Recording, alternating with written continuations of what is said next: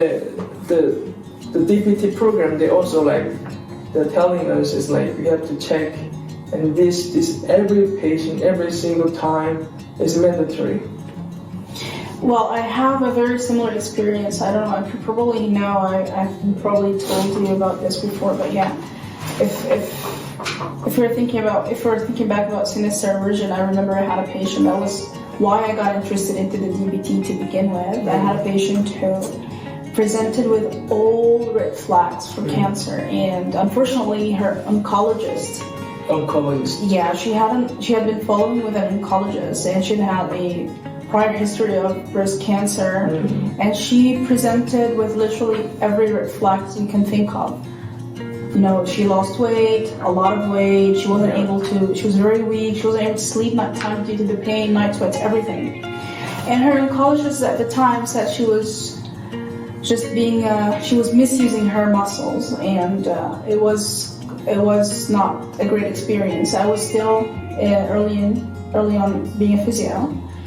And I tried to refer her back to an oncologist, and I couldn't at the time. And the patient ended up with she had a metastasis, bone metastasis, and ended up she died. She died about 7-8 months later on. But the thing is, at the time, I realized, no, this is the most important thing if you're going to actually be an independent practitioner. At the time, I was a fresh grad, and the referral say wasn't to me, it was up to the consultant. So the patient had to go back to the consultant, physical therapist consultant.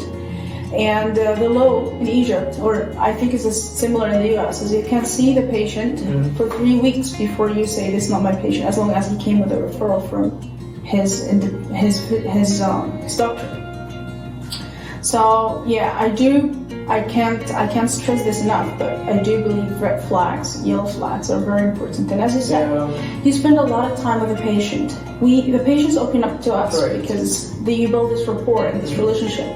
So as physios, we have a higher chance of spotting if something is wrong, more than the physician, because physicians are seeing back-to-back patients. They're very busy. They're not interested in your full history. They're interested in what's the problem now? How can I fix your problem right now?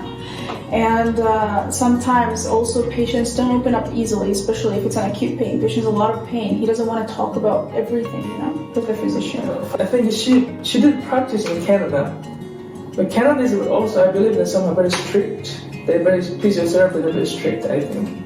So she did a practice for this in Canada before came to Kuwait.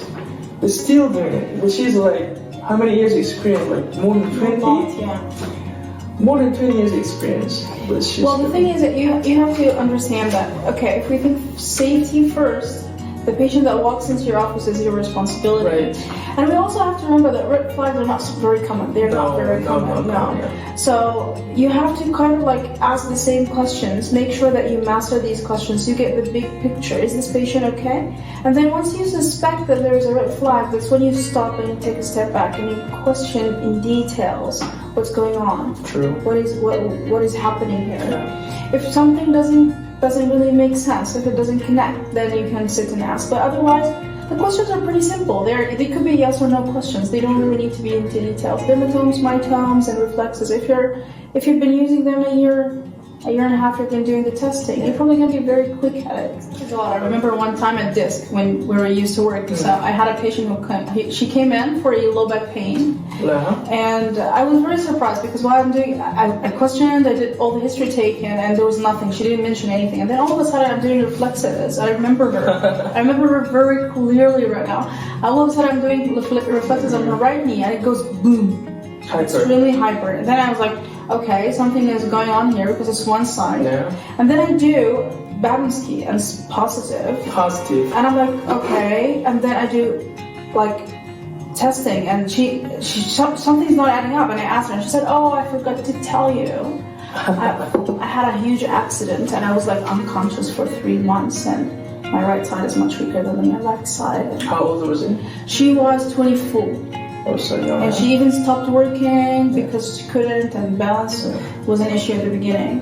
So I feel even if the patient sometimes doesn't tell you the full picture, this stuff, they give you an idea about this patient's neurological history. Yeah, right. I mean, 24 years old lady, female, looks Yeah. healthy. And who gonna think about this lady's in a positive sign like body I asked her. I asked her specifically about history of trauma. I asked her, "Did you have any accidents before?" Yeah. She didn't mention it. Right. So sometimes, and she told me I forgot to mention it, but Yeah. somehow you need to have these things in your mind while you're Right. treating the Yeah. patient. So we should never ever make decisions before we do the test, you know, the patient. I agree. I think it's the most important part for physical therapy, you know.